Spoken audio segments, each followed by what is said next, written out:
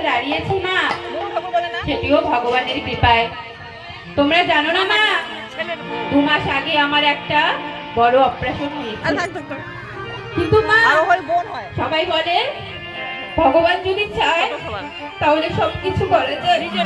তাই মা আজকে আমি দাঁড়িয়েছি এখানে। তো মা, আমার যদি বুঝতে কোনো অসুবিধা হয় তাহলে ছেলে ক্ষমা করে দিও। মা ওই যে হয় তাই গৌর